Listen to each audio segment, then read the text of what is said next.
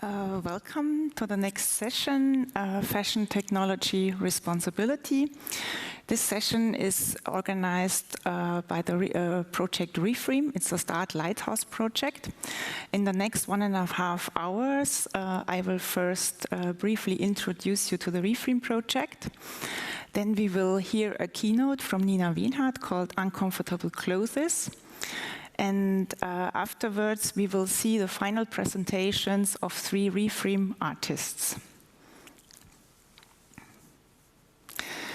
Some facts about the Re-FREAM project. It's a project in over 3 years.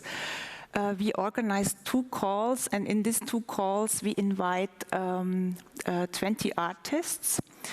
Per call, there are 10 artists. These artists co-create over 9 months with scientists. So on total, we also have 20 scientists. The artists, they receive 55,000 euros for their project, for this co-creation. We work in 3 co-creation spaces. We call them hubs. They're in different countries. Altogether, we are 12 research partners in 6 countries in this project. In fact, this slide describes pretty much what we are doing. It's a true co-creation between artists and scientists. It's a real exchange. Nobody is a service provider here. I think this is very important about the Re-FREAM projects. Here we already see the work in the different hubs. On the upper left, we see one artist, Fabio Molinas, working in the hub Valencia. The hub Valencia, the topic is from linear to sustainable circular. On the upper right, we see Jessica Smark, an artist from the hub Berlin, working at the IZM Berlin. The topic in the hub Berlin is the integration of electronics into textiles for future ways of communication. And the lower pictures, they show the hub Linz in Profactor and in Hadatech, also project partner, and you see Julia Körner and Ganit Goldschein artists. The topic in hub Linz is from 2D to 3D. And especially the last 2 technologies from the hub Linz and from the hub Berlin, why are these technologies so important for fashion, and why is the project Re-FREAM therefore also so important? For fashion, they are pretty much new technologies. If we look at each other, we all wear most probably textiles. We do not wear 3D printed clothes, and our clothes are still not interactive. So this is quite groundbreaking work what our artists are doing. On the other hand, if we hear about fashion today, if you read about fashion, we also have to understand that fashion is became in the last decades a huge fashion industry, and we also read a lot about the negative impact of the fashion industry, and therefore we also have to look at the uncomfortable aspects of clothing. For example, only the fashion and textile industry is today responsible for 6.8% of the CO2 emission. And therefore, it's really clear that we have to change something in fashion. It's not possible that we continue with the traditional business model. We have to really redefine what is fashion. We have to consume and to produce much less. And the less what we produce, we have to do in a very sustainable way.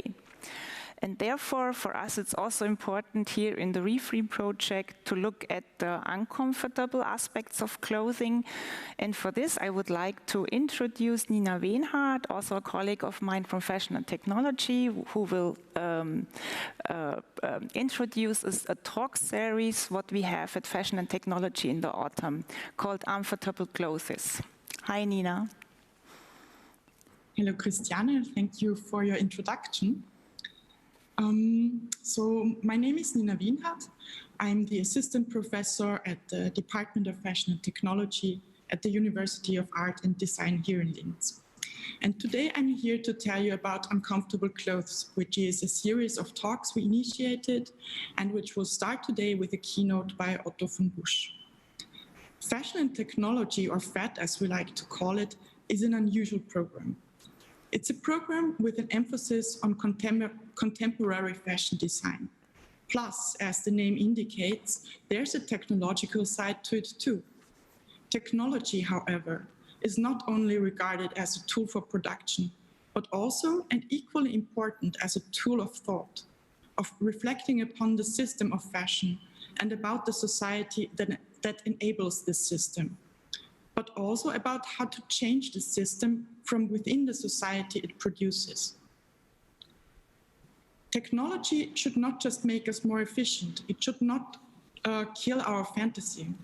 On the contrary, it can be used to expand our minds and to conceive fashion beyond a mere cover of the body. Technology can be an inspiration for cross-fertilizing fashion with seemingly unrelated areas. During the 5 years of the existence of the program, we have seen that this idea works and how our students path their ways to novel approaches to fashion, as well as invent their own techniques and materials. I want to give you some examples of what I mean. Some are very practical, some very poetical. In our studios, we have a biolab where students develop recipes for bacterial fibers, which one day could replace cotton yarn. One of our undergraduate students uses marine sonar technology to change the way of creating patterns. Another student dealt with quantum physics and the theory of black holes. She applies these physical laws, so to speak, in her own fashion, resulting in unusual shapes that only obey the logics and physics of their own universe. And finally, today, you will hear the presentation of our graduate students, Michael Wieser and Viktor Weichselbaumer, who use robot technology to bring new processes into fashion. These examples indicate how broad the approach is that fashion and technology takes. This broad approach is also reflected in the composition of our team.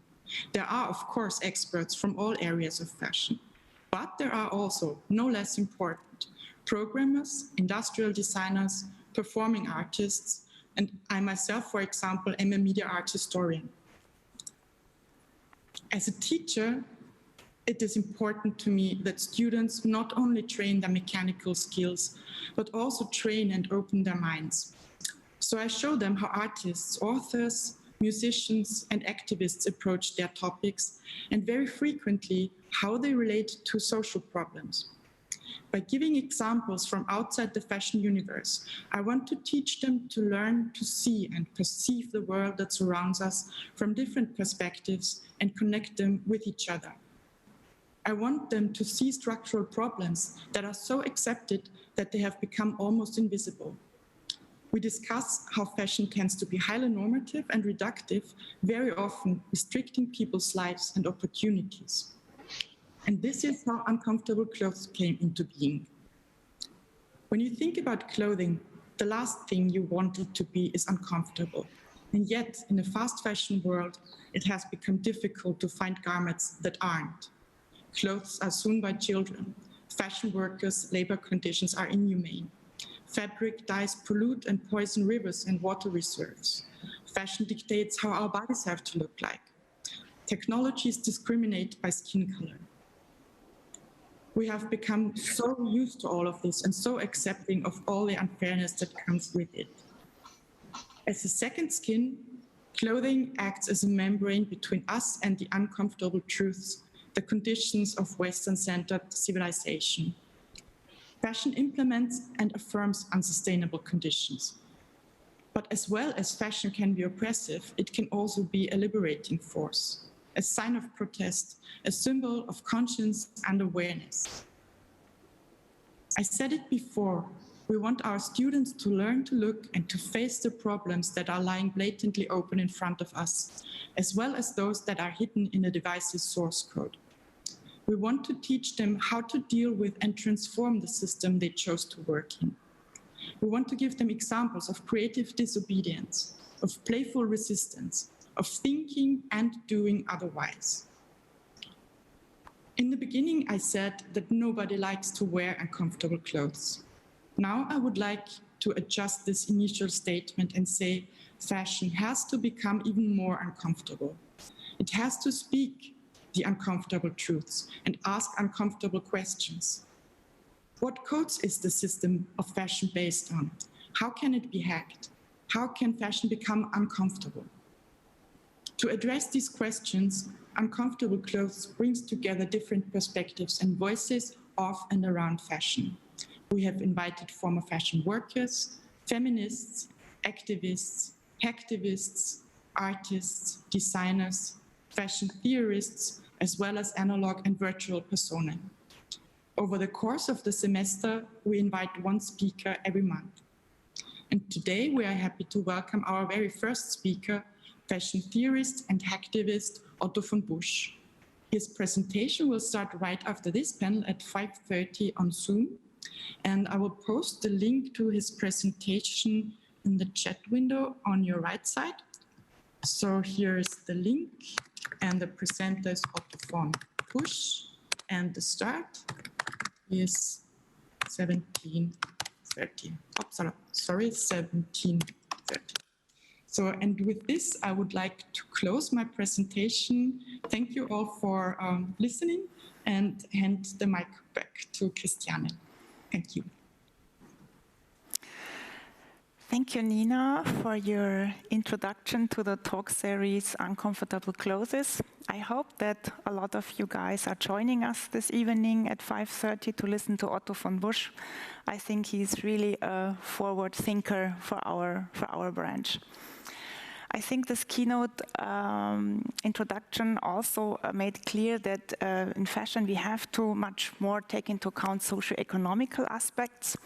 And I think it also became clear that we have to focus on the challenges and not so much on disciplinary research. I think this is a very important point, to change something in fashion and to redefine what actually fashion is beside the big industries.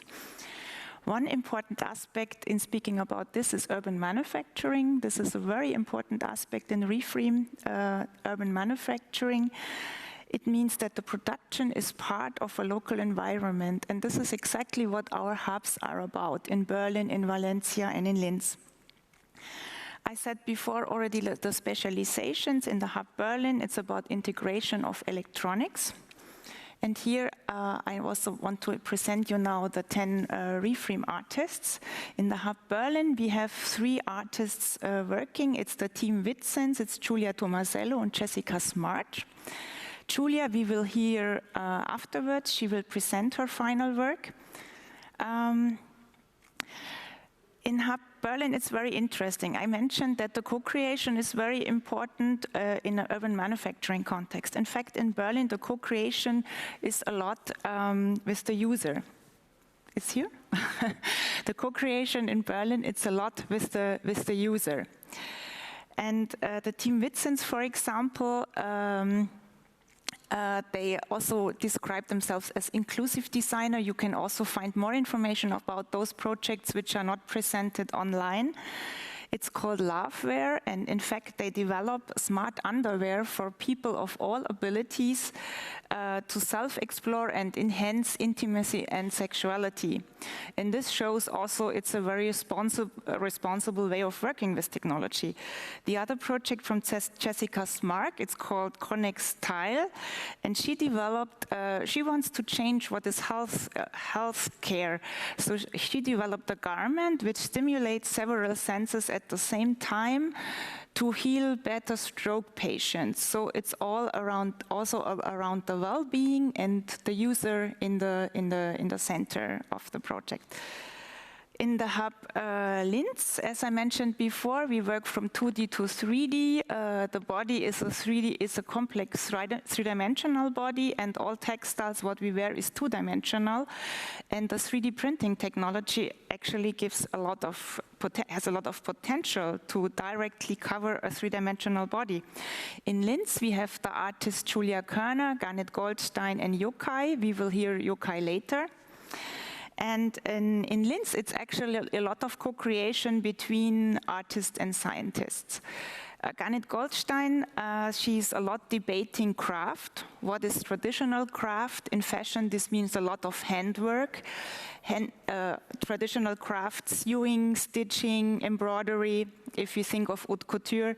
And she's opposing this to digital craft. So she's somehow redefining what is craft. Can it also be digital craft?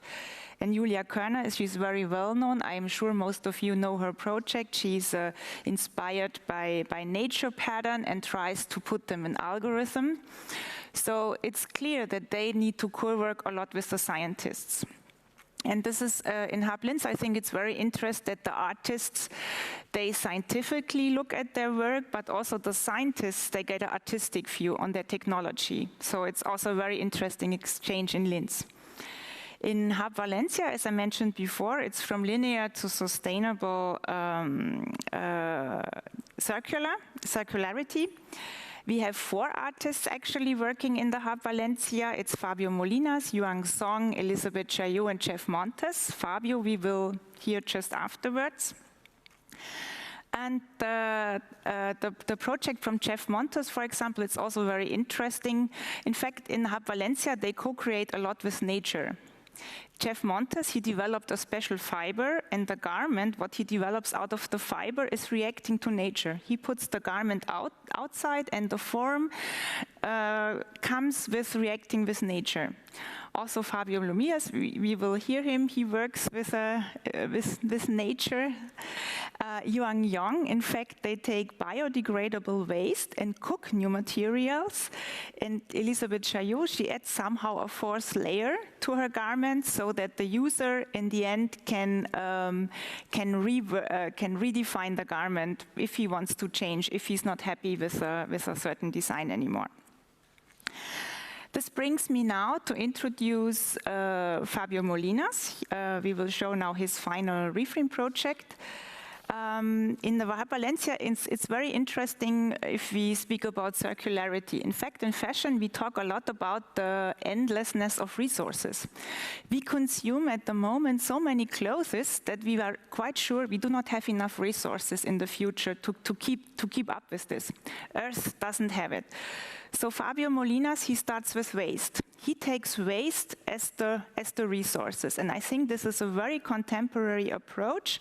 Fabio Molinas, he worked with care applications with the scientist Carmina Ferri and with Belén Hinojosa.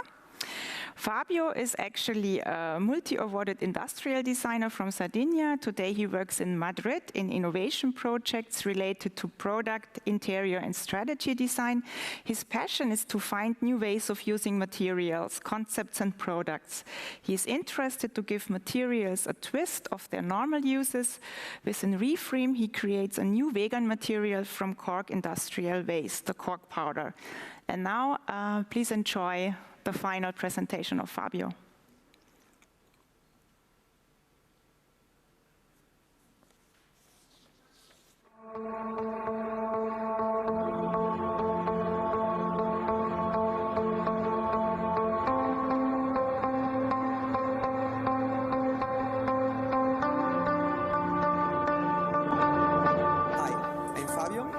Designer and the co-founder of Le Più company.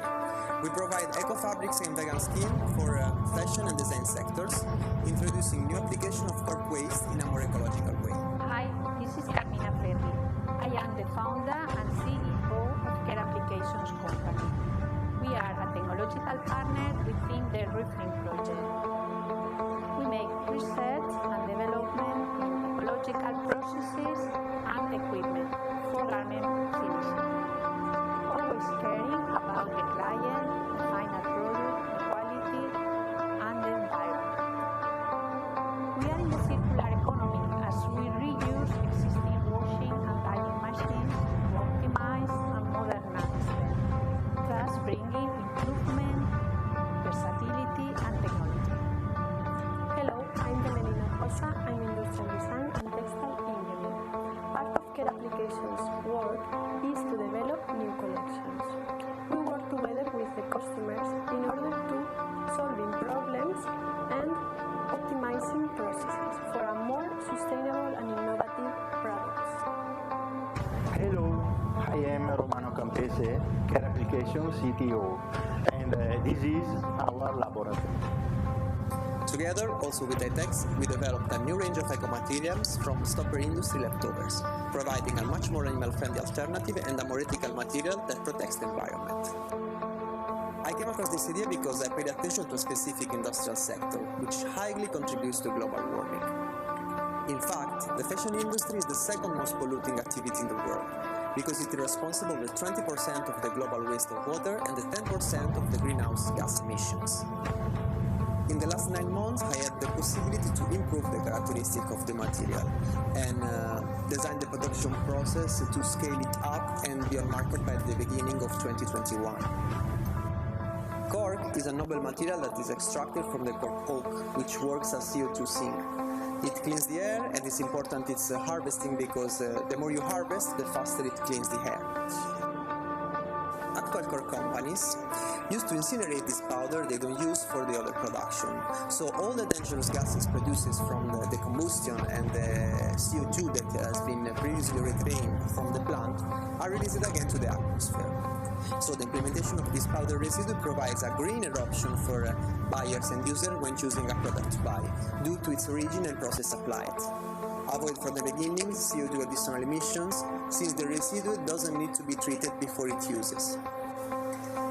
During the co-creation with textiles and cork technicians, I started a documental investigation on bio-based fabrics and also patent research to guarantee the state of the innovation among the textile industries.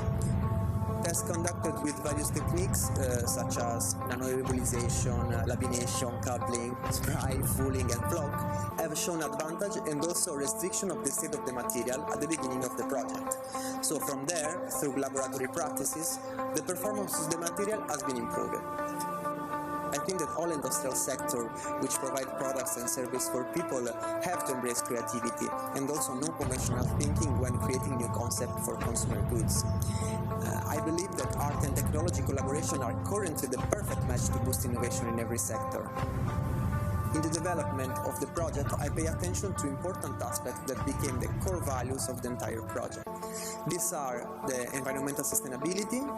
In fact, the Lebu fabrics are made from cork stopper waste and biobinders in water solution. So we get a biomaterial with similar properties to animal leather, but totally vegan. Another one is to empower the rural economy. We strongly believe in the local community, helping companies that work with cork to reinvent themselves and be more sustainable. So we buy cork waste from small and middle industry that are difficult to dispose it and create local employment and rebooting some old industries that are stuck in the past. And the last one is the cultural heritage. In fact, we think that it's important to protect our heritage as we pretend to protect our environment. The old techniques of producing cork goods introduced by artisans over the years became the identity of the land. It transmits social values such as inclusion, respect, and the know-how that is handed from a generation to another. So it's important to keep this heritage alive with the support of the latest technology. One of the production lines we developed with my partner Care Application is called NanoCork. It is a natural finish that can be applied directly on garments, using the minimum amount of water and chemical products, proposing a new type of much more sustainable and ad hoc finish process, when it produces only what is needed, without overproduction. It is a great alternative to give new life to clothes and also recovering some garments that have been damaged during the production process in textile factories. And now I leave Belen to explain you the production process of NanoCork. To carry out the co-creation project with Fabio, first we worked on a formulation that was stable, and after we optimized the eco-finish equipment so that the solution was nebulized in a controlled way. In addition, different fabrics were studied as a substrate to apply the cork. To start the finishing process, the garments are introduced inside the washing machine, rotating without water. The cork solution is introduced into the tank to be dosed by programming the eco-finish system. In a controlled and reproducible way, the eco-finish system nebulizes the cork solution inside the washing machine, creating a mist. This is a sustainable process since only is used what the garments can absorb, saving a large amount of water, product, and energy, with zero waste. The last part of the co-creation process has been adding color to the cork formulation. So we achieve a biodenim effect with natural resources and decreasing the production time. Other production lines have been highlighted during the co-creation, and these are the cork skin, a bioskin made of cork particle and eco binders that keep the aesthetic appearance of real leather, plus the back part has a spongy effect like the real animal leather. No other synthetic leather on market has such characteristic, since the fabric is usually seen in the back. And the last one is Neobook, a new vegetal nubuck that imitates the real texture but is made out of bioresources, finding a different way to process the cork in a different production cycle. So we get 3 different finishes from a unique raw material and a higher percentage of bio-based content. We also included a natural essence extracted from cork and Mediterranean plants to enrich the experience of the material. The material, in all its variants, is lighter, more resistant to rubbing and to the cut, and it's aiming to decrease the carbon footprint of fashion and design industry and also the production of real leather, which is good for our health but also for our environment, since intensive farming is responsible for 20% of total CO2 in the world. So I highly encourage designers to focus on new production cycle with the help of technology to generate the new eco-consciousness and change the actual fashion model into a more sustainable and ethical system.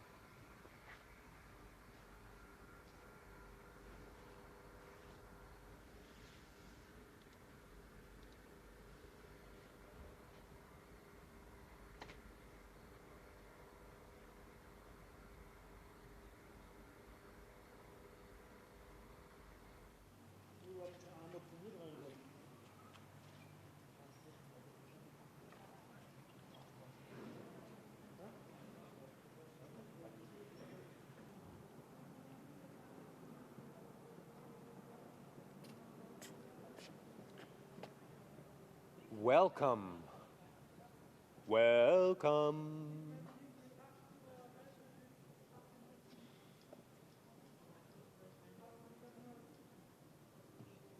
There were two different things he lived, though they were the same. It was kind of like 2 or 3 or 4.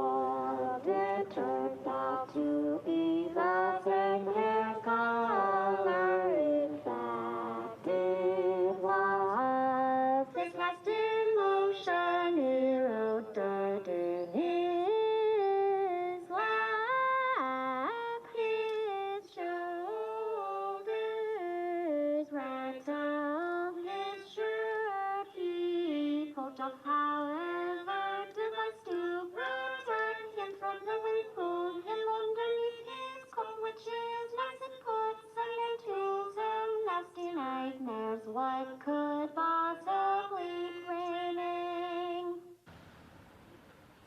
Hello and welcome to Ars Electronica 2020. Welcome to the start of a very unusual and for us rather new form of festival.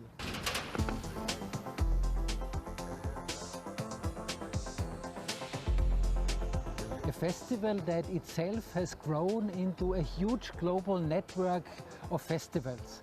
A platform for more than 160 project partners and partner institutions who together with us are joining for these next 5 days to celebrate this wonderful world of art, technology, innovation, and who are analyzing and investigating how these new technologies are shaping our world, our society, our culture, and how we as artists, as people from the creative and cultural sector, can contribute to a better, more human development of this digital world.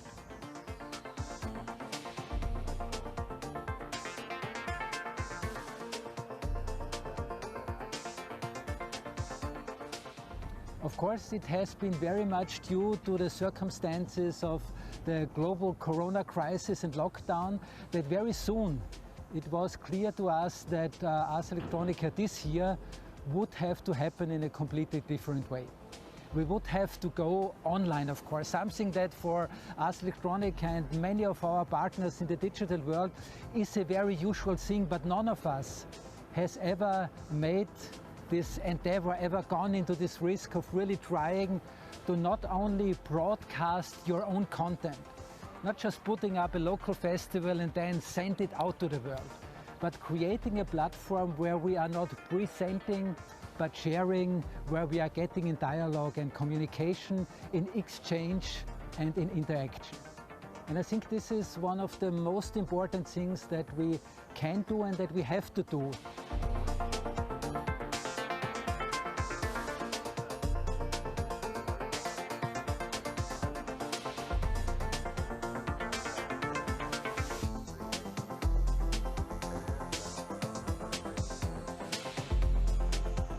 We see on a global scale how solidarity is going back, how continents, countries are isolating each other, where even now within societies we feel and we see a tremendous amount of extremism, a tremendous amount of loss of faith, loss of trust. And I think in particular art, culture, sciences are those areas of our society, of our world, who depend on exchange and communication and who have to contribute to exchange and communication. And this is actually what this year's Ars Electronica is about.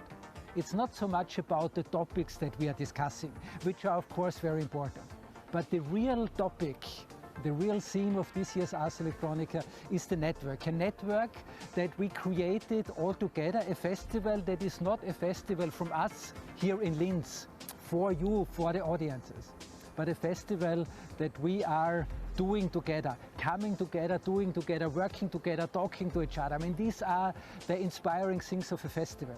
A festival is never just the program that you present. The quality of a festival depends on the quality of exchange, the possibilities to meet each other, the inspiration that grows out of this coming together. And this was a wonderful experience to see after this very depressing first months of the Corona lockdown, that more and more of you partners were joining us and contributing with your own energy, with your own inspirations, really also helping out to say, okay, yes, this is the direction where we want to go.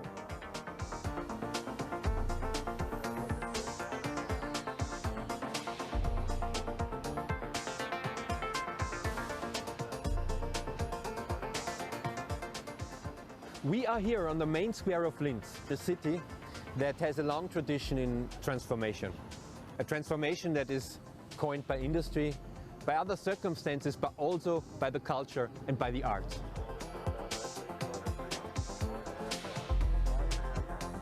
And what you see around me is a circle of 120 chairs from the wonderful Baroque monastery of St. Florian. Each chair is representing the absence of the guests that we are normally expecting. But in times like that, where nobody is able to travel, this is a symbol for the beautiful transformation the international crowd is doing normally in this 1 week when Ars Electronica is on in the city of Linz.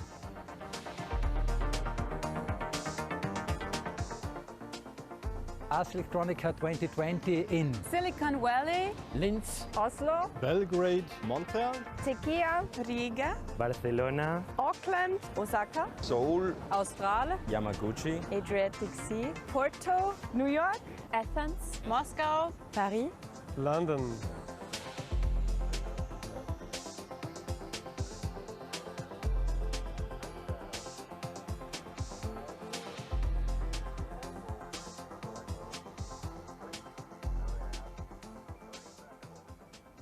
Of course, we have important topics to talk, and many of you have in particular addressed the probably most important topic of our times, which is not really the Corona crisis, but even more so the climate crisis, the big environmental disaster that we are going to.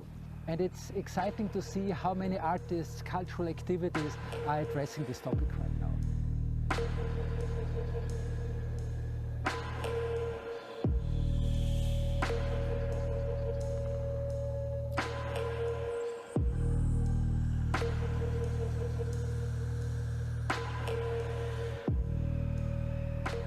And of course there is the second very important topic and theme, the conflict between autonomy, democracy and the digital technologies.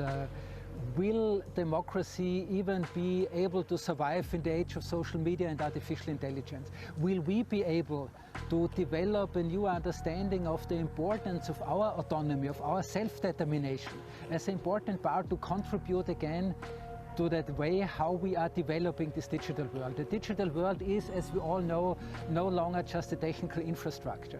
It's really a living space, it's a social space, and it depends on us how we are designing the circumstances under which we can act and live in this space.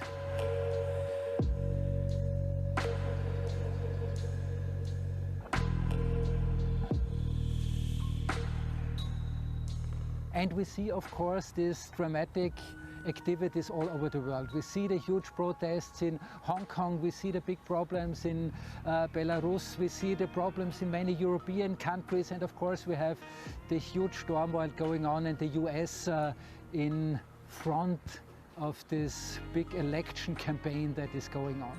All these are areas where we as a society have to take our stand. We have to take up our responsibilities, and we see in all these countries, in all these areas, it's very often the artists, the creative people who are leading the activities, who are going in front, who are using new technologies to empower, to support the communities and their needs and their desires and their fight against oppression.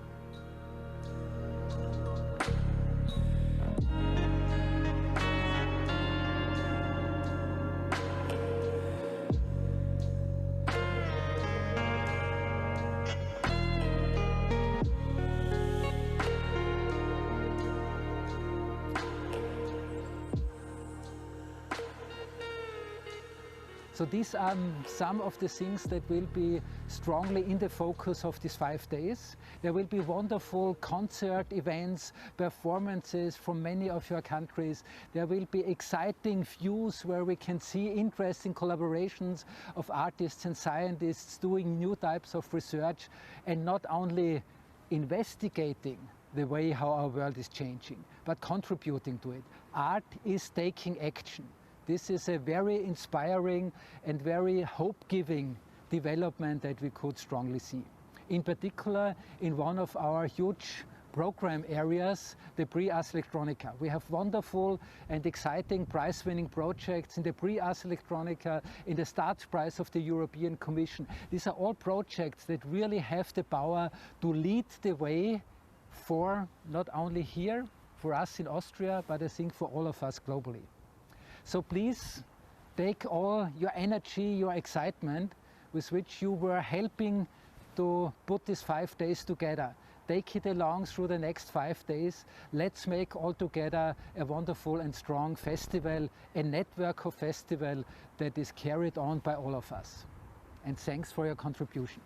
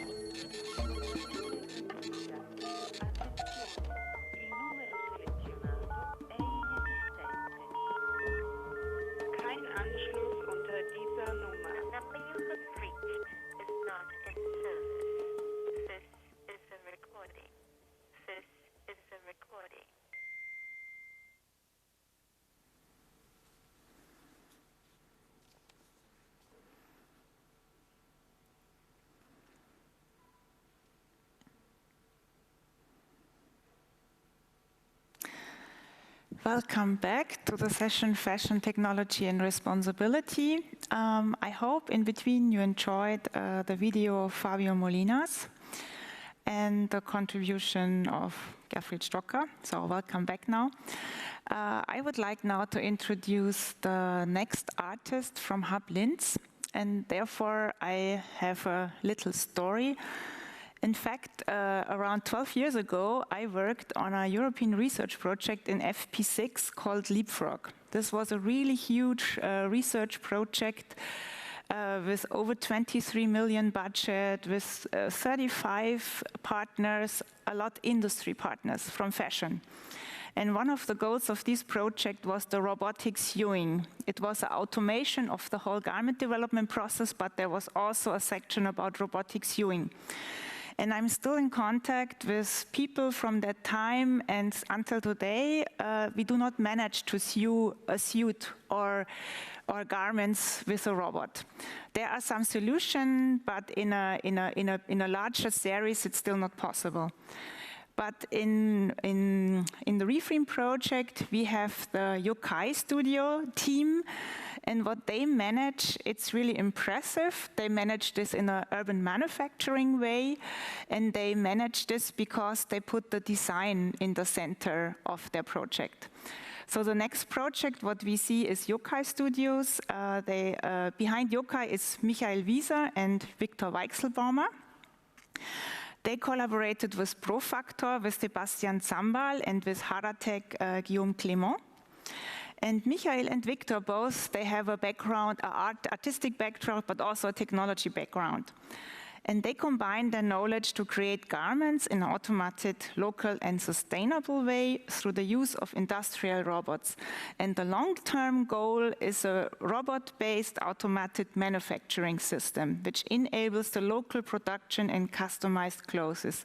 So, hi, Michael, and we are happy now to hear your final presentation. Of course, let me start. I'm going to share my screen, my presentation, and we'll start now.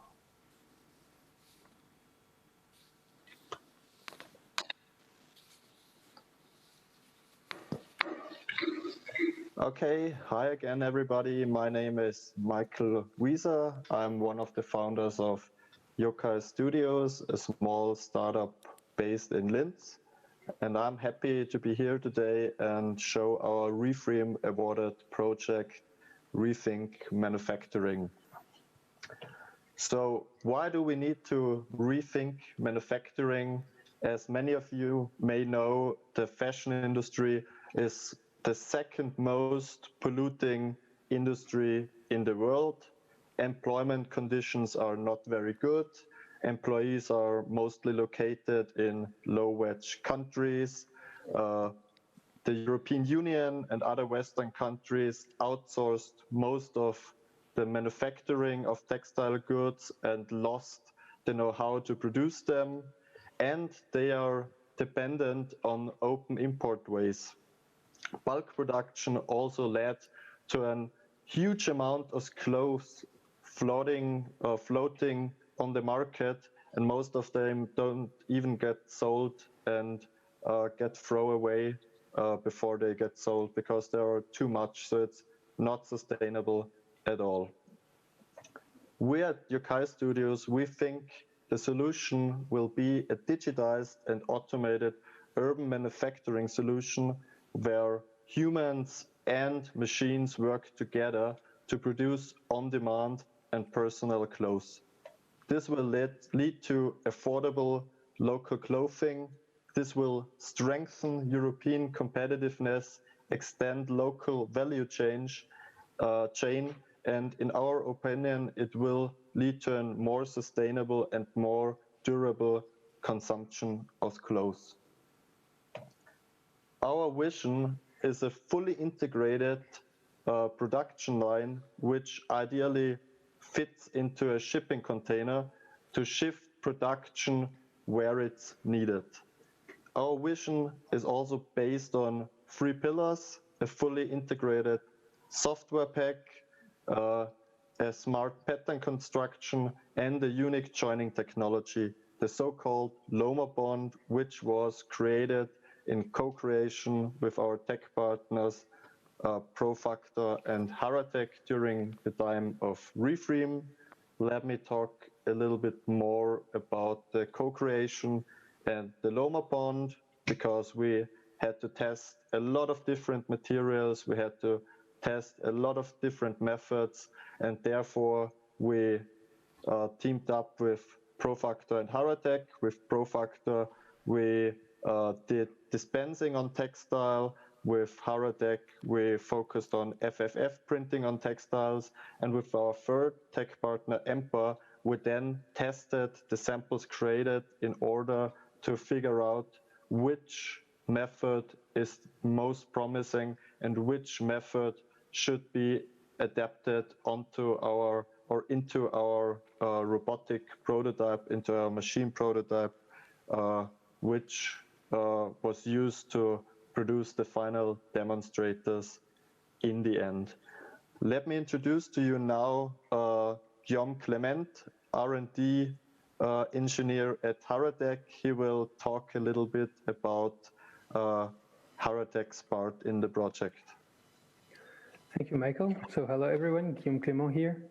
And yeah, it was very interesting during those now 11 months to work with the Yokai team, because on one side we are technicians all together, but also they also brought the artistic point of view, which was kind of new for us. And we had the possibility to talk together, to talk the same language, and still we could share our different point of views, especially about fashion, which was completely new for us. And yeah, we made different tryouts with the FFF printer with different kinds of material, different kind of fabric, also to print directly on the fabric to bond different kind of fabric together, which was very interesting. We tested a lot of these materials then at EMPA in Switzerland. I mean, the EMPA tested them, and when we found out that the best bonding mechanism was the one with the FFF printer, we decided to go deeper into research and to see what we could achieve with that. That's how, for example, we printed different patterns to join pieces of fabric together, which gave a nice strong bond, for example, and still yet elastic. But we also explored other possibilities with more rigid materials. And also we, for example, stretched fabric directly on the 3D printer, and for this we needed to develop the appliance for it, because no printer is made for that in the beginning, which is also an interesting part of the core research, that we have even to create our own tools to, for example, create in the end this piece of fabric that has been printed flat, and then it just becomes curly and curvy on its own. So creating new shapes, 3D shapes, thanks to 2D tools, just playing around at first and exploring a lot, because this is so new that we have no real idea where we will land. And some of our input was useful to Michael and Victor for their projects, and was very exciting just to have the free playground and to explore together with a nice goal of then making fashion more sustainable, local, and just to think outside of the box. So looking forward for extending this project or for other projects with you guys. Thank you, Guillaume. Thank you very much. Let me now introduce to you Sebastian Zambal, engineer at Profactor, and he will talk a bit about Profactor's part in the project. Yes, thank you, Michael. Good afternoon, everybody. So in my experience, it was also very exciting to collaborate with Yokai, because at Profactor we do research in materials, robotics and machine vision, but very often we have the kind of conventional industrial setting, I would say. And in the Re-FREAM project we could go a little bit out of our comfort zone, look into that specific world, let's say, of small-scale production, local production, a more flexible production. And yeah, the idea that we have is to be able to reconfigure production lines in the future with small building blocks. So small building blocks that can be used easier by everybody, more or less. Yeah, and in that sense, we initially started to collaborate regarding dispensing in the project. So we did some experiments with applying glue on textiles. And then we had some interesting discussions where we decided to go a little bit also into the sensors kind of topic. So we developed some laser triangulation sensors where we could show that it is possible to really detect shapes of the objects that are produced, and to use these recordings or this recorded data to really make production more adaptive and more robust to situations where the product itself changes for whatever reason. Yeah, so I think to summarize, it was very exciting, and I hand back to Michael. Thank you, Sebastian. Yeah, as we tested a lot with Profactor and Haratech, we came to the conclusion that the best sample created was a FFF printed one with Haratec. On the slide, the video shows a tensile test done by EMPA, and the chart on the right side shows actual data of the testing results. And I'm very happy to tell you that most of our FFF printed results reached military standard, which is 1,650 Newton per meter. Yeah, that makes me actually very confident that our Loma bond, which we now adapted onto our robotic prototype, will be able to accomplish daily usage and is similar to wear as an ordinary seam. Yeah, as we finished our testing, and yeah, we had to think about a demonstrator, an actual product, and that was the time when COVID-19 came across the corner and everybody had to wear pandemic masks from one moment to another. And there was a huge shortage everywhere. They were sold out everywhere. So we decided it would be the ideal user case to show the flexibility of our on-demand robot-based production. It took us 2 weeks from concept to actual production. You can see it on the video. It's the production of pandemic masks for the reopening of the makerspace where we are located. It's the Grand Garage in the tobacco factory in Linz. We were successfully able to supply masks for the employees of the makerspace for the reopening in June. Yeah, we were very thrilled and excited that our process and our prototype worked out so well that we decided to do another demonstrator for Re-FREAM with the same production method, the so-called Narigama jacket. You see it on the right. It's also a combination of tests we did with Haratec, because there's the actual Loma bond which we use to produce the jacket with our robotic prototype. And also on the cuffs you can see stretched fabrics where we printed onto with Haratec in order to shape them, to give them a 3D shape. I'd like to end my presentation now with a short animation clip we did from the Narigama jacket and our pandemic masks. Thank you very much for having us. Have a good day. Bye.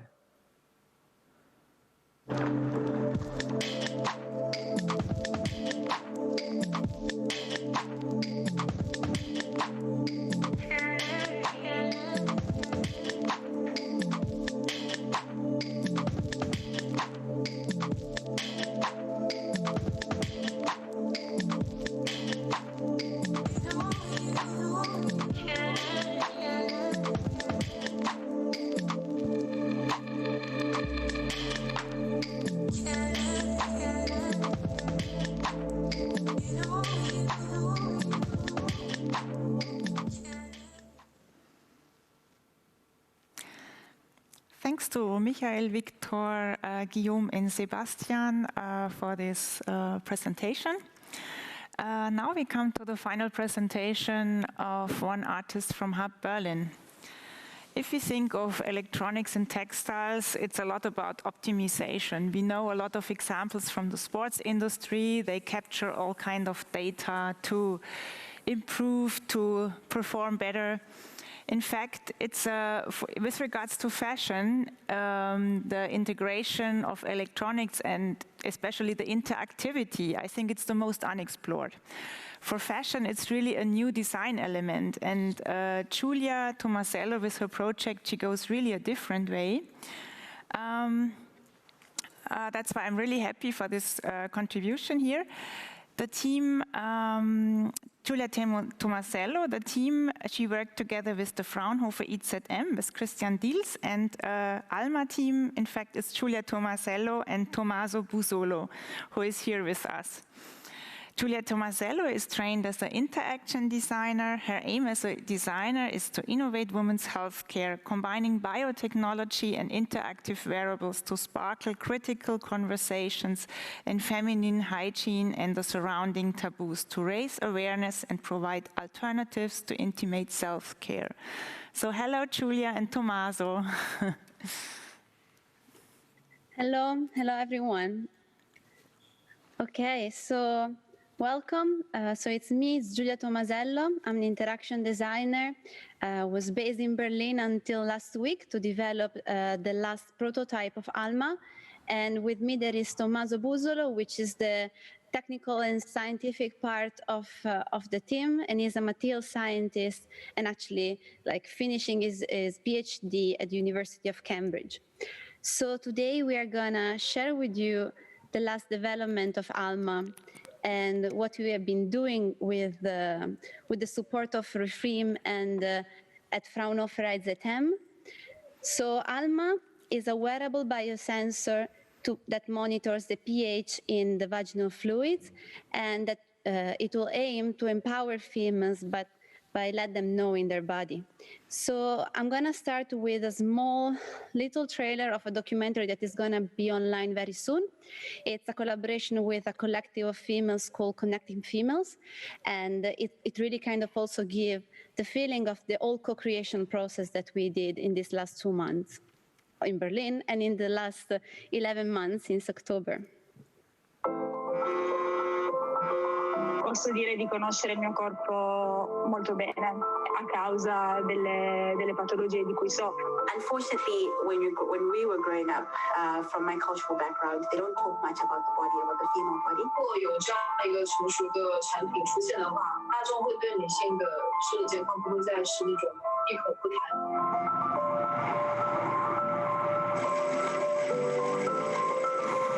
The reason why probably I started to work on this field was mainly also because we as female, we've never been understood from even simple problems that we have, like suffering during menstruation or actually feeling wet sometimes in the underwear, which is just normal ovulation of your vaginal fluid. The best is going to be to really start slowly to destigmatize society from different point of view and different levels.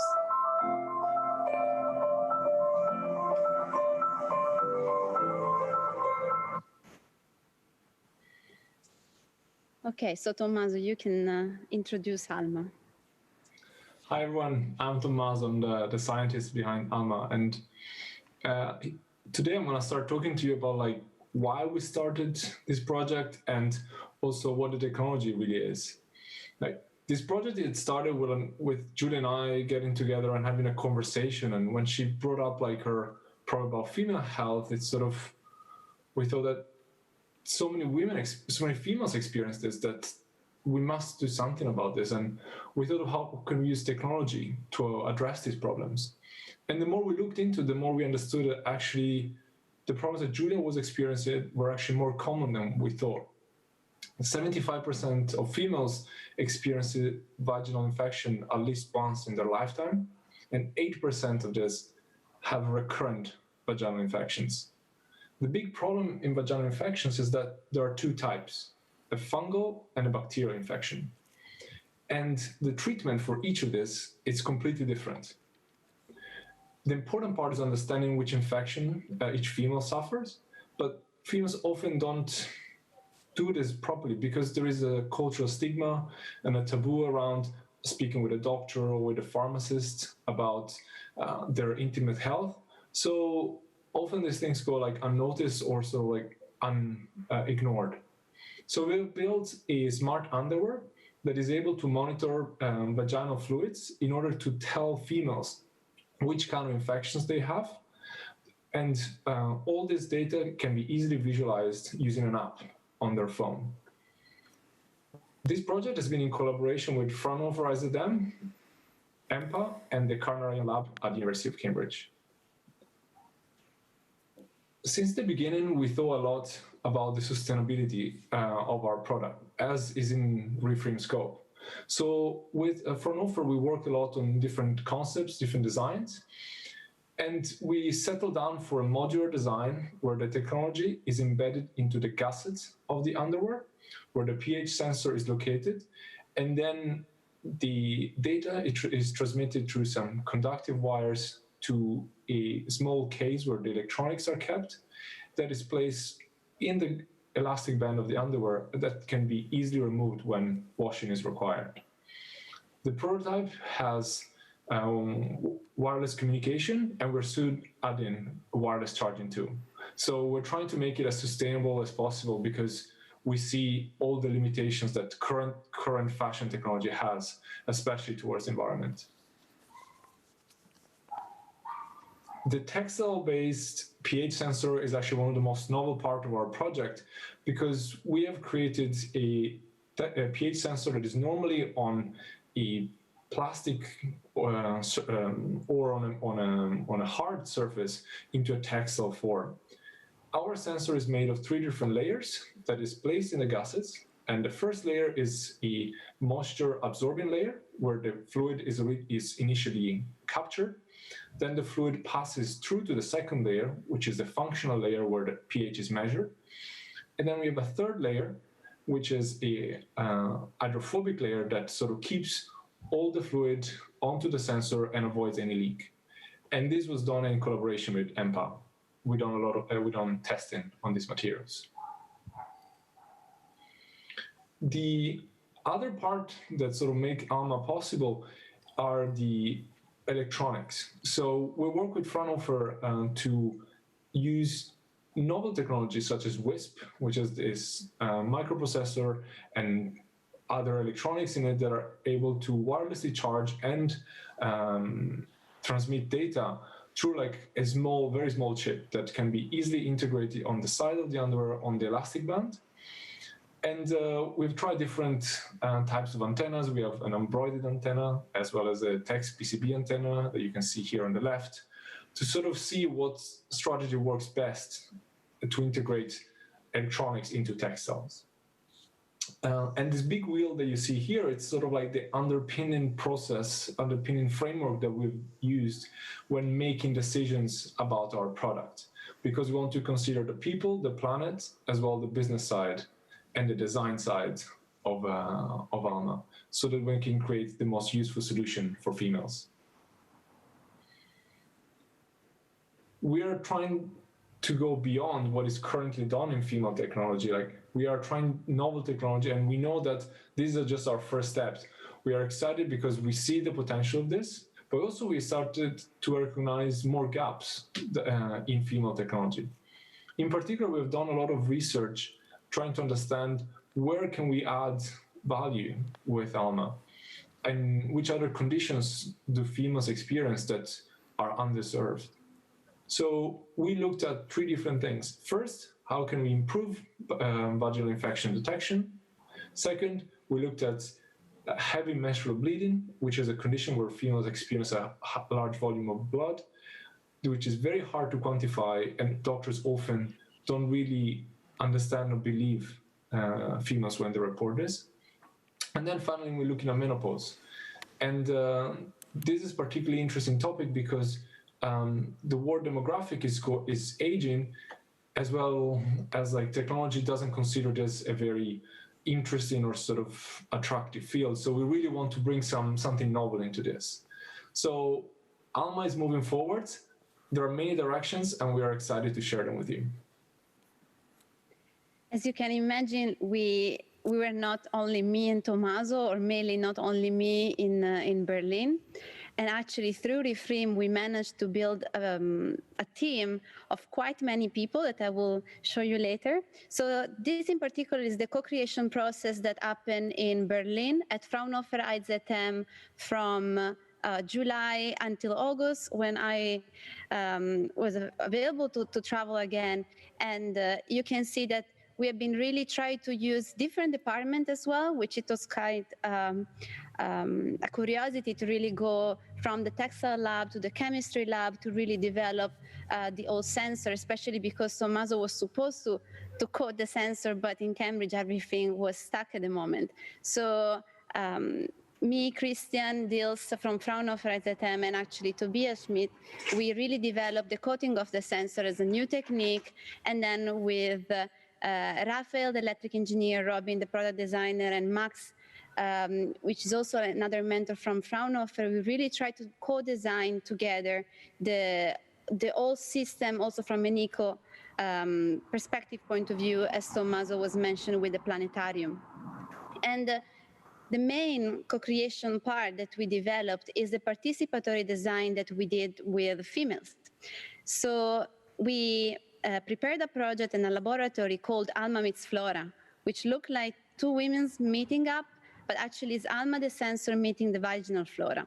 And what we did, we ran a workshop, and this somehow this visual really shows somehow what we have been talking through. So we have been talking through like different products that exist in the market, the stigma and taboo that are actually in our education and why there are. And what you can imagine is that most of the time when you put some female together, it's difficult to let them talk and feel comfortable, but trust me, like at the beginning, it takes time. And indeed, the first exercise that we do, and you can see in this video, is kind of a trust and contact exercise. And then we really go through 3-5 hours of workshop to understand how to co-develop this new product like Alma. And the workshop since October has been run in different countries all over the world, from Rio de Janeiro, like Thailand, Malaysia, Switzerland, Italy. Just Sunday, we did another workshop in Italy again. So we are really open to really investigate how the user can help us to develop technology in intimate healthcare, which is something very challenging. But at the same time, we hope that it could really help female to be aware of their own body and be curious in order to take care of themselves in first. And this is actually a trailer of Alma Meets Flora documentary, which you can find in my Vimeo channel. It's a long documentary also of the whole workshop of 70 minutes, and it's very also passionate. I will suggest you to watch. And with the workshop during pandemic, it was not very easy to do it. So we did an online version of the workshop, but we also launched a survey, which is still online, and which I will suggest you to join if you're interested. And through the survey and the workshop, you can understand that we really gather many data from a quantitative and qualitative level, that we, with the help of a medical anthropologist, Isabel, in the team, we really try to deconstruct and understand how those different workshops help us to develop a methodology of language. Because this is the point, like, unfortunately, if intimate healthcare is a taboo, if it's difficult for us as female even to talk with our peers, is because there is not a language. So with this workshop, we really wanted to create a methodology and a way to let female to express. And what is happening, and this is a spoiler, we are preparing a book. So we are preparing a book that really shows how it's important to co-design with user in order to develop technology. And we will bring Alma as an example that we are actually developing. And with the whole co-design, there was also a lot of investigation into the inclusivity of clothing and how actually the garment itself can be a tool to let female be empowered and at the same time feel comfortable with a possible technology that can get really closer to the body. We have been collaborating with a clothing designer, Silke Hoffman, which she also worked very much in inclusivity in females. And we really try to develop, in this case, like we developed 4 pairs of underwears, as you see, from the red, the green, purple, and off-white, that are also with 2 different styles, 50 to be a bit more female, and a basic one that can somehow give a different feeling on how different females would love to wear Alma. And it has been a very long collaboration, which I'm sure it will continue even more, because this, of course, is just the first step. And what you can see as a ribbon coming out from the underwear is actually kind of a trademark, or showing that the technology is there. And also what probably will kind of become a bit more special for Alma underwear. And This is another collaboration and co-creation that we did with 11 fashion designers. They are coming from all over the world, actually from 9 different countries. And it was an invitation call to develop the artistic and speculative prototype of Alma. And it's amazing to see the result. So we developed this collaboration in 2 months, and actually now they are they send me all the prototypes. So we are planning to do with this 11 pieces like a performance, and to see how really we can push forward technology in intimate health, also from an artistic point of view, which is still very difficult to see, and especially also from also a catwalk, let's say, performance. And so this was our collaboration in rethinking the fashion. That was also very important from the Re-FREAM call. And this is the team. So as I told you, we are many and various from different backgrounds. So I'm gonna just briefly go through. Eve, which is a biotechnologist research assistant. Silke, the clothing designer. Rio is a physicist and a PhD at University of Cambridge. Isabel, which is a medical anthropologist. Me, Taura Stolnionis, which is the graphic designer of Alma. Julia, which is the product design research assistant. Rafael, the electric engineer. Tommaso, here, and Robin, the product designer that helped us through the whole project. So thank you very much. Thanks to Re-FREAM, to Fraunhofer, to EMPA, Werit, and the University of Cambridge, and everyone that really supported us through, and also to all the females that are helping us to co-design, and that will hopefully help us also in the future, because we really would love to have an impact soon. Thank you.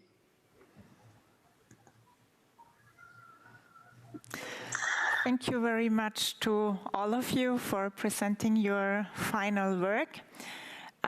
We should now be all together, and we have a few minutes left for questions. I see Giulia and Tommaso. Is there also Fabio and Carmina and Michael?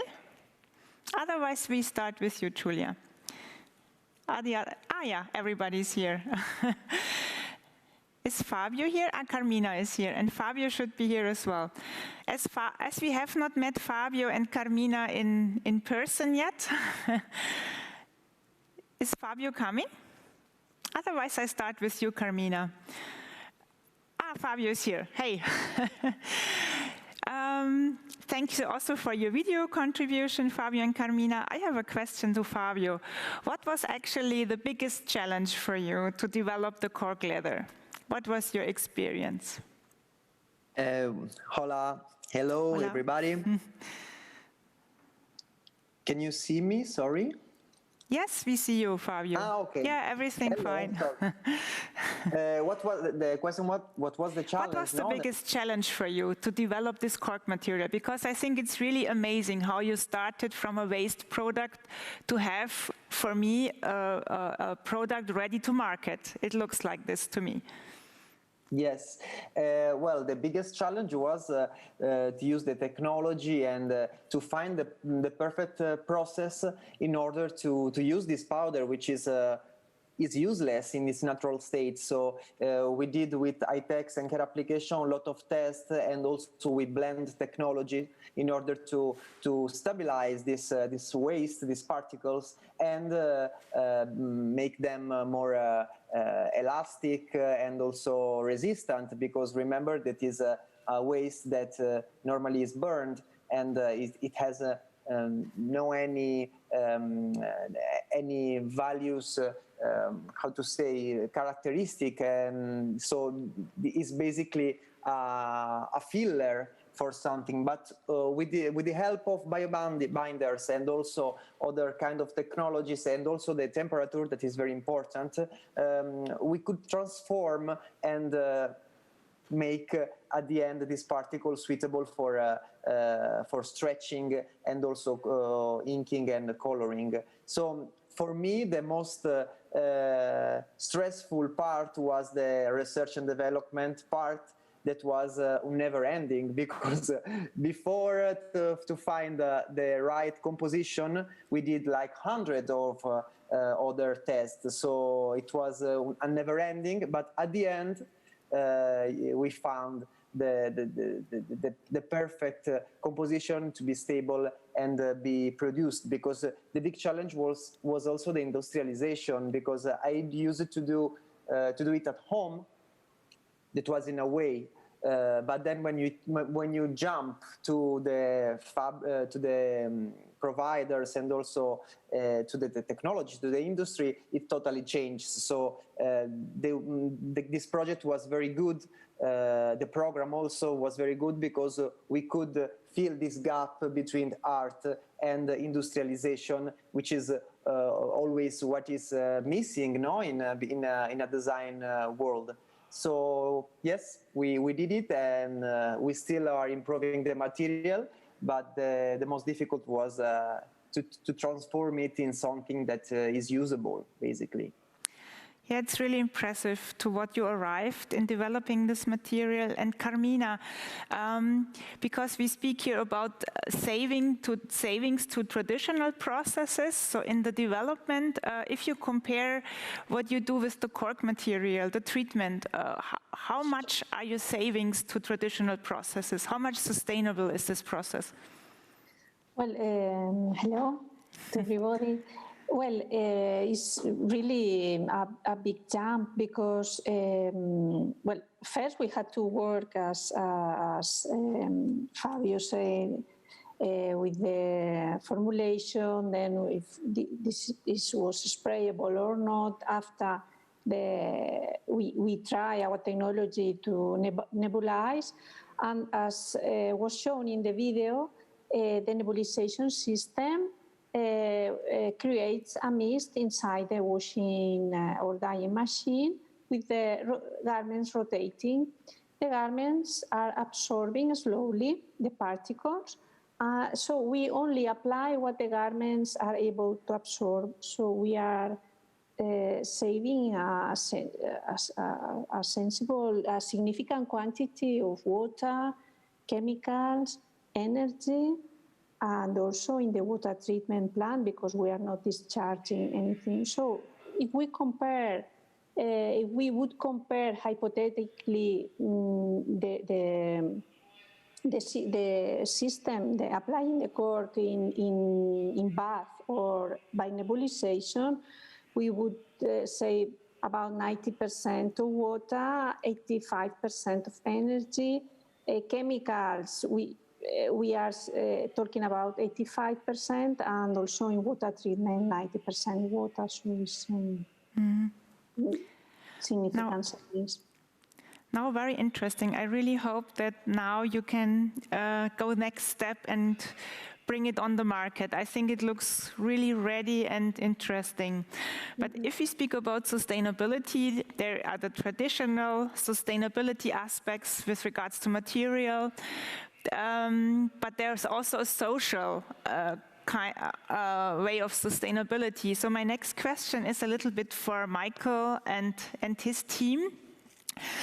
I don't mean it so mean, but if you speak about new manufacturing, if you speak with the activists in Bangladesh, they try to protect the production there. They do everything to keep some kind of production, even if we say, wow, it's really not good what they are doing. So where do you see the niche exactly of the development chain, what you are doing? Because it's really impressive if you think, wow, you have a cell and you could just bring it somewhere and somebody could launch a production. So how is this in contrast to the productions in Bangladesh? What is your opinion on that? Yeah, of course, I agree that these jobs are totally necessary, and we don't aim to make a lot of people unemployed. So actually, we clearly addressed a market from personalized clothes, like mid-range to small quantities or mid-range quantities. We clearly want to develop a system where humans work with machines and not machines that wipe out labor. It's not meant as another tool for mass production, and it's clearly not possible to adapt it as a mass-producing machine, actually.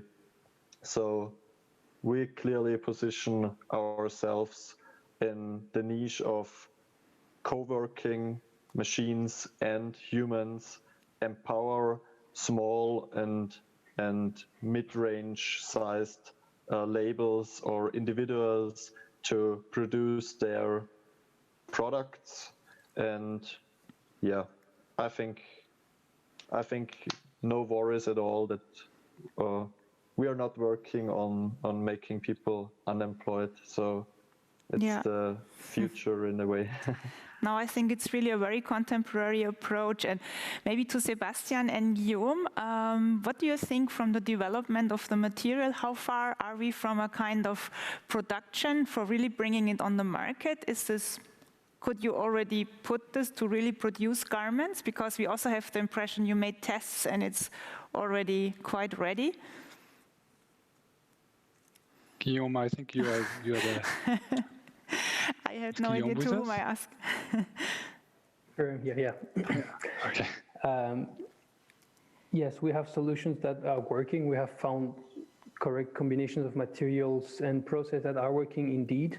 But there are also other challenges to address, like the wearability, the comfort, the wearability tests that have not been made yet so far. I know, even though that's of course on the plan. So we still have a lot of things to try out, and quite a lot of things have to be finalized and have to be fine-tuned.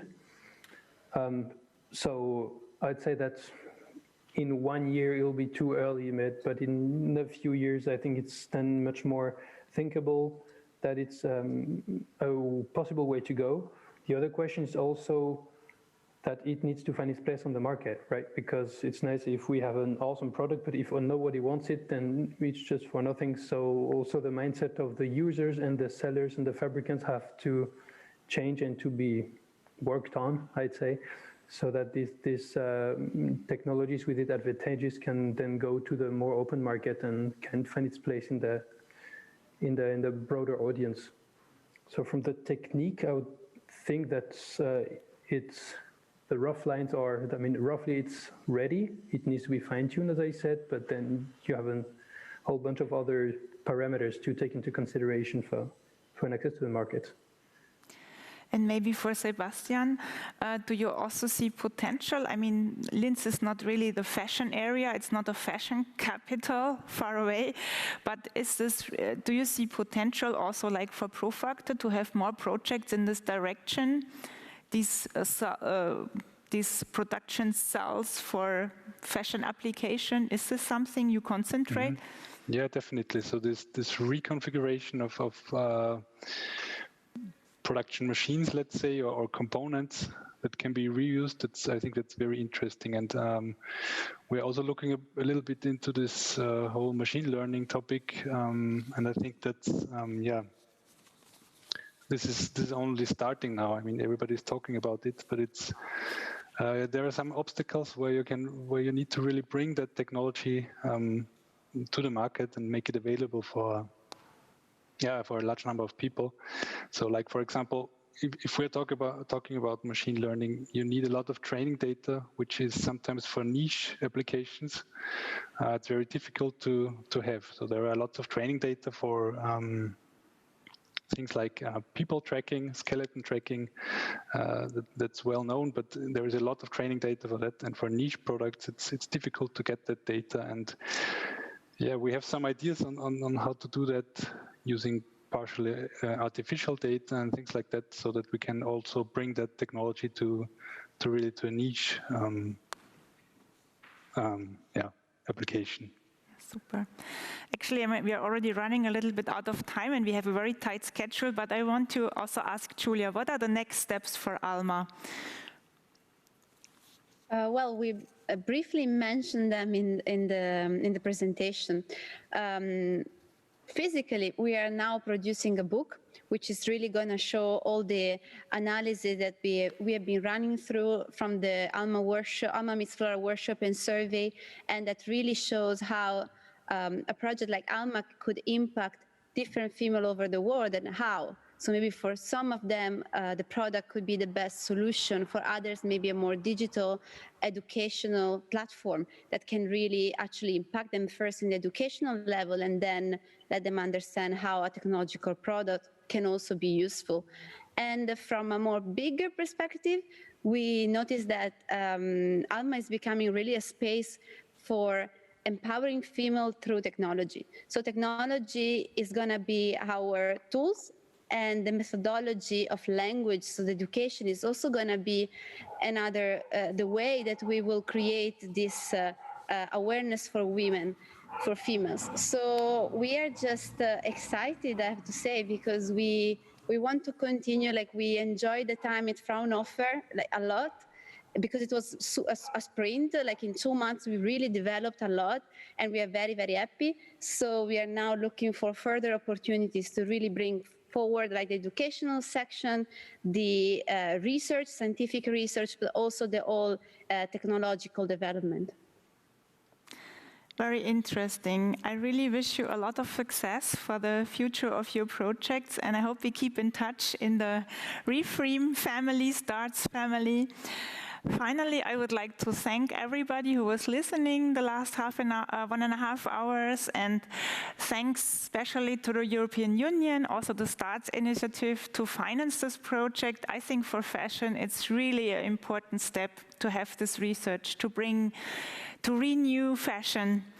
And I would like to show the slide. Do we see the slide? We have the next call open until end of September. So to artists, designers interested in fashion, fashion designers, please apply. We are looking forward to the next 10 artists who we receive then in autumn. And finally, I would like to invite you once more to the talk of Otto von Busch. Thank you very much for listening. Bye-bye. Thank you. Thank you. Bye. Bye-bye. Bye. Bye.